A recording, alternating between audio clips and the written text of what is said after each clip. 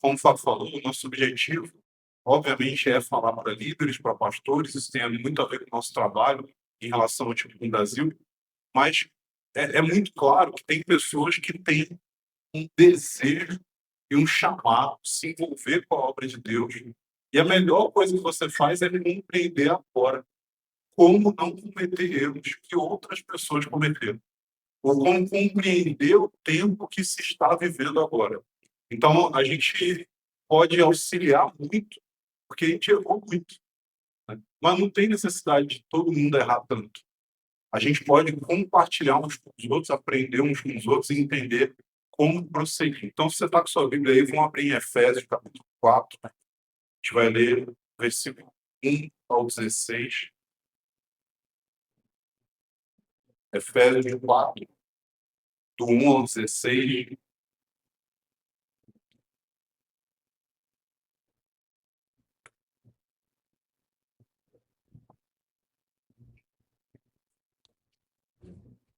Efésios 4, verso 1.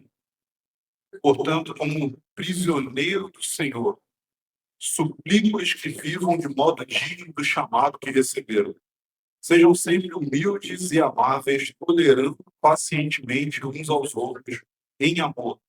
Façam tudo o possível para se manterem unidos no Espírito, ligados pelo vínculo da paz, pois há um só corpo, um só Espírito, assim como vocês foram chamados para uma só esperança. Há um só Senhor, uma só fé, um só batismo, um só Deus e Pai de todos, o qual está sobre todos e vive por meio de todos. E a cada um de nós, porém, ele concedeu uma dádiva por meio da generosidade de Cristo. Por isso as Escrituras dizem, quando ele subiu às alturas, levou muitos prisioneiros e concedeu dádivas ao povo. Notem que diz que ele subiu. Por certo, isso significa que Cristo também desceu ao mundo inferior. Aquele que desceu é o mesmo que subiu acima de todos os céus, a fim de encher consigo mesmo todas as coisas. Ele designou uns para apóstolos, outros para profetas, outros para evangelistas, outros para pastores e mestres. Eles são responsáveis por preparar o povo santo para realizar a sua obra e edificar o corpo de Cristo, até que todos alcancemos a unidade da fé e o conhecimento do Filho de Deus e todas as coisas.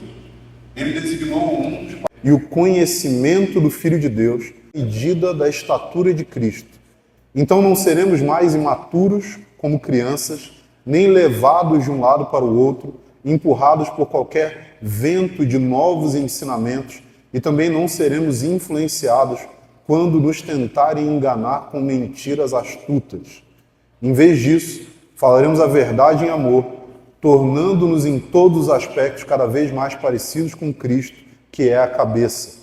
Ele faz que todo o corpo se encaixe perfeitamente e cada parte, ao cumprir sua função específica, ajuda as demais a crescer para que todo o corpo se desenvolva e seja saudável em amor. Essa é a palavra de Deus, amém? Então, irmãos, a gente vive num tempo de muita expansão na igreja. Você vê igrejas crescendo, novas igrejas surgindo, outras pessoas ministrando e aumentando a sua influência. A gente tem aumento numérico, a gente tem movimentos apostólicos, proféticos surgindo, a gente tem renovação espiritual, mas a gente também tem fragmentação, a gente tem desconfiança, a gente tem esgotamento pastoral, a gente tem igrejas que têm pouco entendimento a respeito da realidade pactual e a gente tem muito escândalo. Então, quando a gente olha para o quadro da igreja, você pode ser daqueles que só olham os aspectos positivos do que está acontecendo e você pode ser daqueles que só olham os aspectos negativos. Mas a verdade é que essas duas realidades estão presentes. A gente olha para a igreja e a gente vê que Deus está trabalhando. A gente vê que o Espírito Santo está empoderando. A gente vê que tem coisas avançando. Mas a gente também não vê só isso. A gente vê também muita coisa ruim. E a gente vê muita coisa que está aquém daquilo que nós, ao lermos as Escrituras, percebemos como sendo a verdadeira natureza da igreja. Só que diante desse quadro, a gente se vê numa escolha que precisa ser feita. A gente se vê diante de um dilema. Eu lembro que, uns anos atrás, lendo um livro do irmão, que era alguém muito experiente nessa área profética, ele fala o seguinte, que existem como que dois montes. Você tem um monte que é o monte do hoje, do que está acontecendo agora, do que precisa ser feito, do que é prático, do que é alcançável. E você tem um outro monte mais distante, que é daquilo que Deus vai realizar no futuro, daquilo que Deus vai fazer a respeito da igreja. Você tem essa realidade futura de uma igreja gloriosa que Cristo vai edificar e que vai recebê-lo na sua segunda vinda. Só que entre essas duas realidades, entre aquilo que é o hoje, o atual, a realidade diante dos nossos olhos, e o futuro daquilo que Deus vai fazer, existe um vale chamado frustração. E a gente sabe de muitos irmãos que vivem no vale da frustração. Eles estão frustrados com o que não está acontecendo hoje. E eles estão desejosos por aquilo que vai acontecer no futuro, mas esse desejo produz mais frustração no presente. E o que vai acontecer é que a frustração não vai produzir edificação da igreja. A frustração não vai produzir um ambiente onde a gente vai ver a igreja avançar.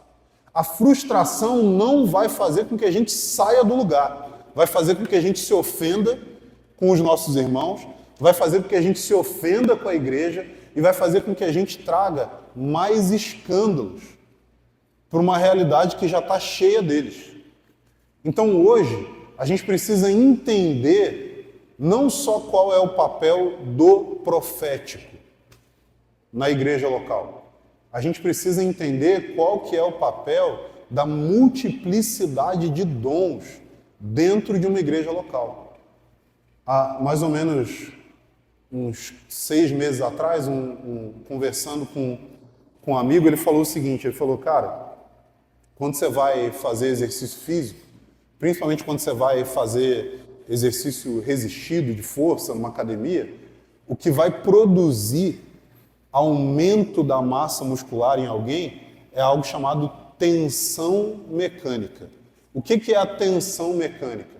É quando você tem músculos no seu corpo que uns estão fazendo força para um lado e outros estão fazendo força para o outro, para que haja equilíbrio.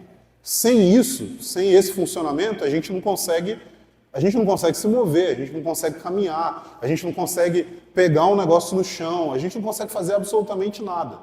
E quando você tem um caso, por exemplo, de alguém que é idoso, que está perdendo a sua massa muscular, o que vai ser recomendado para essa pessoa? Você precisa fazer exercício para aumentar a sua massa muscular. E esse exercício, ele implica em estar e colocar os seus músculos debaixo de tensão. Essa tensão tem a ver com forças contrárias. E quando a gente olha para a igreja, o que a gente percebe? Muitas vezes forças contrárias são repelidas porque a gente quer ter um ambiente uniformizado. A gente quer ter um ambiente onde não haja tensão. Todo mundo quer olhar para o versículo 11 aqui de Efésios 4, e eu sei que é uma frustração profunda dos crentes, que eles não podem ter signo. E eles querem colocar alguma coisa no lugar.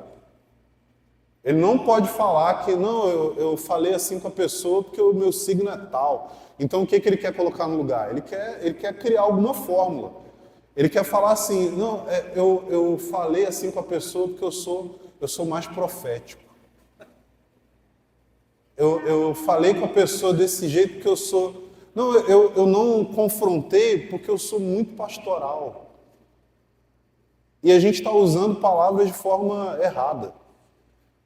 Tem gente que vai criando até todo um sistema, porque o cara ele fala não só que eu sou profético com ascendente em colérico. É o signo dos crentes, gente. É o signo. Aí o cara ele quer guiar a vida dele por isso. E uma coisa que eu tenho falado sobre esse ponto é, gente, o que a gente precisa entender, cada indivíduo é que o seu chamado não tem a ver com uma nomenclatura e uma descrição que uma outra pessoa inventou. O seu chamado é ser você. Dentro do contexto da igreja local, do corpo de Cristo, onde essas tensões vão aparecer. E diante dessas tensões, a gente vai ter sim pessoas que têm características mais proféticas, pessoas que têm características mais pastorais. E às vezes o desejo que a gente tem é abandonar aquele ambiente onde eu experimento tensão, mas sem tensão não há crescimento. Sem tensão não há proteção. Sem tensão não existe possibilidade de amadurecimento do corpo. A gente precisa disso. Então o que eu queria começar falando para você é que a gente precisa prestar atenção no tipo de igreja que Cristo está edificando. E o tipo de igreja que Cristo está edificando é uma igreja onde há diversidade. Mas por haver diversidade, há tensão. E por isso as exortações apostólicas muitas vezes vão ser: olha, vocês precisam ter o mesmo sentimento que houve em Cristo. Vocês precisam ser mansos uns com os outros. Vocês precisam ser pacientes. Vocês precisam suportar uns aos outros. E por que Paulo está insistindo em tudo isso? Porque é difícil. É difícil. A tensão não é algo confortável para nós. Mas Jesus não nos chamou para o conforto. Ele nos chamou para a sua glória. E para a glória dele, vale a pena lidar com as tensões. Vale a pena lidar com as discordâncias. Vale a pena ter que andar mais devagar. Porque nós precisamos caminhar juntos. Às vezes eu quero ir muito mais rápido. Às vezes você queria ir muito mais devagar. Mas eu vou precisar me acostumar a um ritmo que para mim vai ser difícil de lidar. E para você talvez vai ser desconfortável de caminhar naquele ritmo. Mas a gente precisa disso. A gente precisa disso como corpo. Então, o primeiro ponto que a gente precisa olhar aqui é o seguinte: a gente não vai alcançar aquilo que é o futuro que Cristo tem para a igreja, se a gente não entender como se portar no presente daquilo que o Espírito Santo está nos conduzindo a viver. E esse presente tem a ver com olhar para a realidade da igreja, para a diversidade de dons, para a multiplicidade de características que a gente tem no corpo de Cristo e entender que a gente precisa lidar com essas tensões.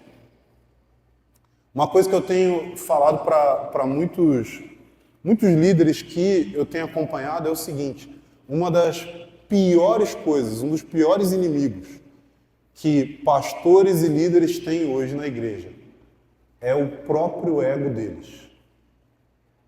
Porque provavelmente, se você lidera, se você cuida de pessoas, você já se deparou com aquela pessoa que ela tem muitas críticas.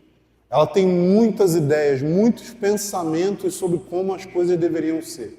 E eu estabeleci uma regra, como diz o Coelho, um pacto com o meu Deus. Que é, se você me trouxer crítica, eu vou te dar de volta responsabilidade. Porque às vezes o problema não é que a pessoa é chata, não é que a pessoa é crítica, é que a pessoa tem características de liderança.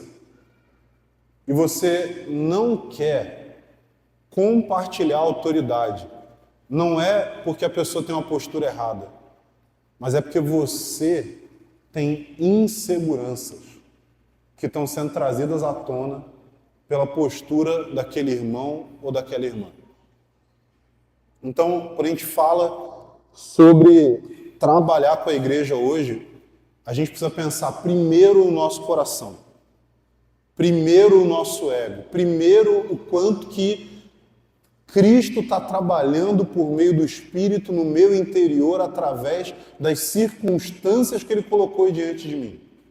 E depois disso, a gente precisa sim pensar em questões externas. Irmãos, eu vim de uma realidade, eu me converti com irmãos que se reuniam nas casas, que eu falo para todo mundo, eu falo assim, a igreja que eu estou pastoreando hoje, que a gente plantou lá na cidade de Campinas, é a primeira igreja que eu congrego na minha vida que tem uma placa. E eu vim de um ambiente onde as pessoas se orgulhavam de não ter placa. As pessoas se orgulhavam de não ter um salão. As pessoas se orgulhavam de se reunir nas casas. Mas a minha experiência, andando nesse ambiente e em outros semelhantes, e conhecendo irmãos de outros contextos, é que os problemas, eles são praticamente os mesmos. Eles se manifestam externamente de forma diferente, mas internamente continua sendo o ego, continua sendo a cobiça, continua sendo o desejo por poder, continua sendo todas as coisas que têm a ver, assim como Jesus falou, não com aquilo que é externo ao homem, mas com aquilo que vem do seu coração. Não importa como você se reúne, se o seu coração está no lugar errado. A gente precisa pensar em questões externas. A gente precisa pensar em questões estruturais da igreja. A gente precisa saber quais são princípios fundamentais de como funcionar, tanto biblicamente quanto no momento que a gente está vivendo. Mas se a gente não cuida do nosso coração, todo esse outro trabalho é inútil. Então o que eu quero dizer para você é, eu não tenho que me preocupar, e você não tem que se preocupar, em primeiro lugar, com qual é o modelo de igreja que funciona. Qual que é a cartilha que eu tenho que seguir? O que você tem que se preocupar é qual é o tipo de igreja que Cristo está edificando. Essa é a nossa preocupação. E pensando sobre isso, refletindo nos últimos dias, e enquanto eu estava preparando alguns materiais para a igreja local, eu cheguei a uma conclusão, ou melhor, uma formulação de algo que a gente não tinha colocado nessas palavras até agora. Havia uma discussão muito grande quando a gente falava sobre igreja nas casas, quando a gente falava sobre reunião num prédio, e aí as pessoas ficavam numa briga de falar o seguinte, qual que é a realidade, a totalidade da igreja? A igreja ela está na sua totalidade na casa ou ela está na sua totalidade no salão? A igreja está na sua totalidade na casa, no salão ou nos relacionamentos? E aí você tem todos os extremos disso. Você tem gente que vai chamar um salão de igreja onde se reúne de templo e vai achar que aquele lugar é sagrado, o que não reflete o ensino do Novo Testamento. Mas ao mesmo tempo você vai ter gente que vai olhar para a realidade da casa e falar assim, não, isso daqui é tudo que diz respeito à igreja, está tudo concentrado aqui, não tem nada fora isso que seja plenamente igreja. E aí o que você vai ver é o que eu observei em todo esse tempo, caminhando com igrejas nas casas, são igrejas que, cara, não crescem, não alcançam as pessoas ao seu redor, não saem do lugar, ficam acomodadas, estão mais preocupadas em fazer manutenção do lugar de conforto onde eles se encontram do que olhar para a missão de Deus no mundo. Você pode criar um ambiente de elitismo espiritual, você pode criar um ambiente de sentimento de superioridade.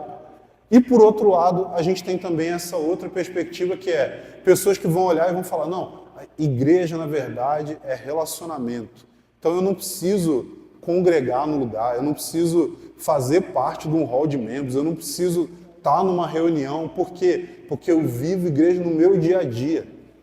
E a minha conclusão diante disso, olhando para a Escritura, é que não existe uma dessas expressões que é o aspecto, a gente usaria a palavra normativo principal da igreja. A igreja não se estabelece a partir de uma reunião grande. Ainda que isso seja um aspecto da igreja no próprio Novo Testamento. Você tem reuniões de proclamação, você tem reuniões de adoração, você tem momentos onde a igreja está ali como um povo reunido, ouvindo a palavra ser proclamada, mas você também tem essa outra realidade da igreja nas casas, no dia a dia, você também tem a realidade dos relacionamentos, e nenhum desses concentra exclusivamente a totalidade do que é ser igreja. Se você falar assim, tudo que a igreja está na reunião na casa, não. Porque se alguém se reúne nas casas, mas não tem relacionamento, ela não está vivendo igreja. Se alguém se reúne nas casas, mas não participa da missão de Deus, não está vivendo igreja. Da mesma forma, se a pessoa se reúne no salão, da mesma forma, se a pessoa só tem os relacionamentos, mas não participa dessa outra realidade. Então, o que eu entendo é que relacionamentos, reuniões grandes e reuniões em contextos menores, seja na casa, seja em qualquer outro ambiente, são expressões da igreja. E cada uma dessas expressões tem o seu valor, tem a sua importância e tem o seu propósito.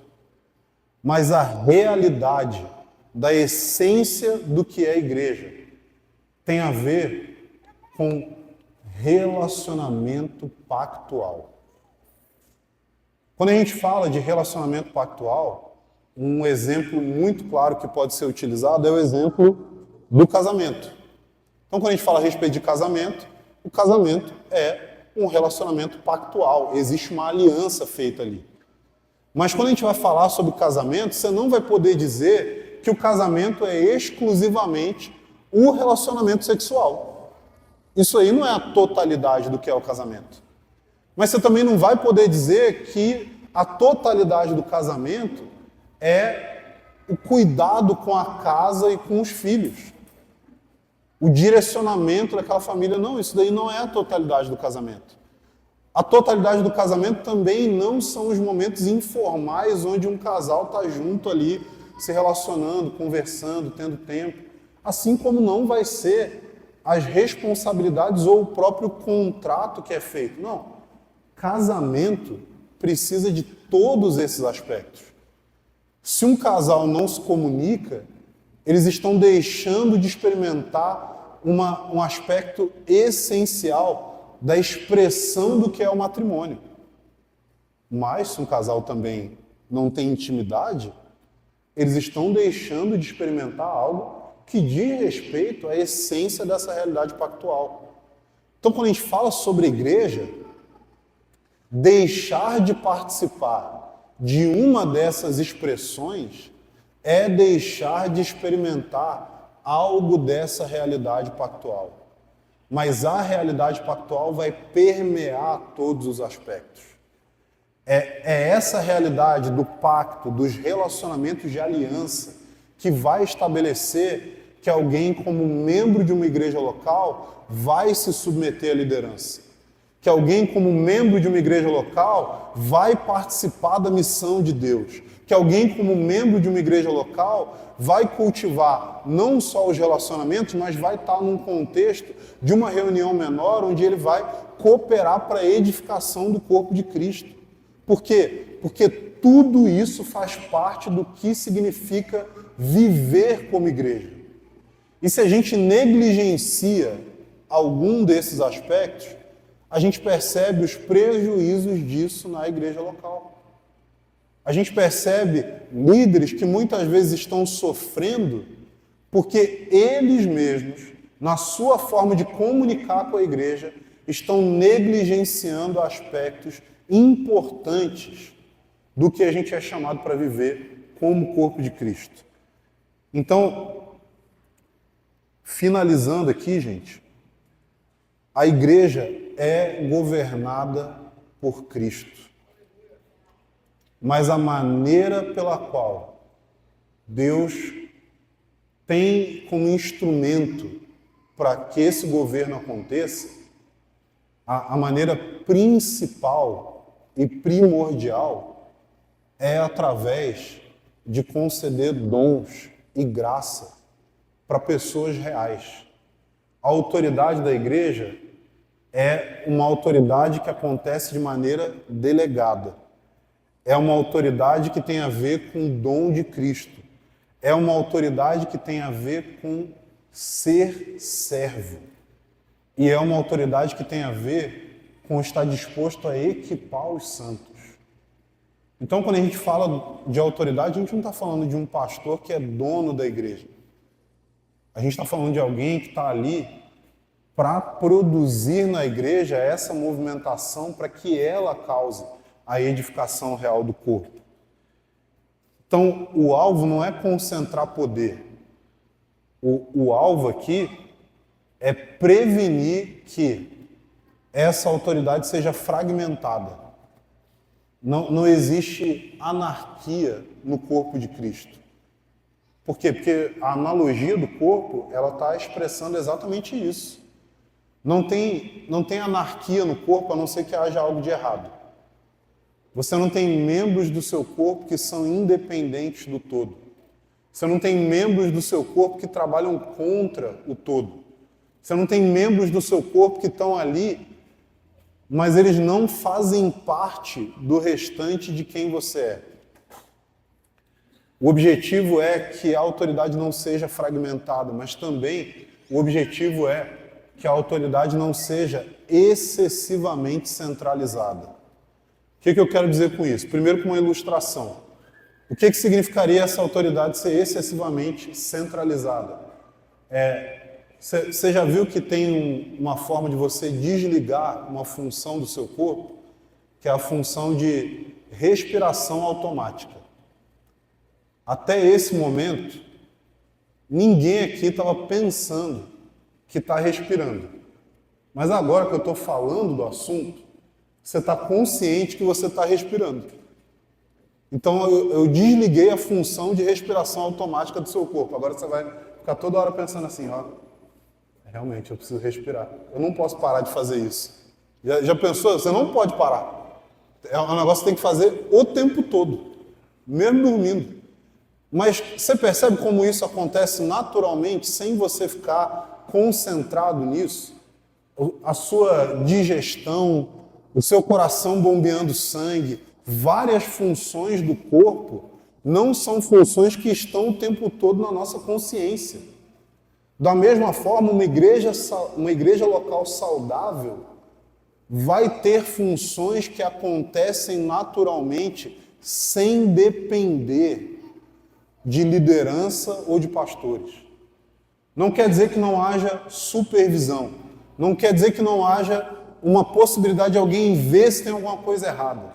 Se você começar a sentir dificuldade de respirar, você vai procurar ajuda. Mas enquanto a sua respiração está funcionando bem, você não pensa nela. Você não fica concentrado nela.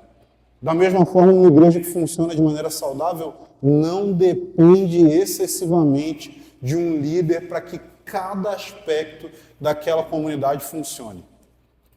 Então, a gente tem múltiplas dimensões da igreja, mas a gente precisa entender que, como igreja local, como líder, se você está ouvindo isso aqui, se é um pastor, se é um líder, você precisa pensar o seguinte: será que eu estou conduzindo a igreja a experimentar de maneira equilibrada as diferentes expressões do corpo de Cristo, para que haja edificação, direção e funcionamento saudável para o corpo, que não dependa excessivamente de mim e que caminhe de uma forma coerente com aquilo que Cristo está fazendo na igreja hoje. A gente não foi chamado para produzir a igreja do futuro. A gente foi chamado para ser fiel na igreja de hoje. Amém? Acabei.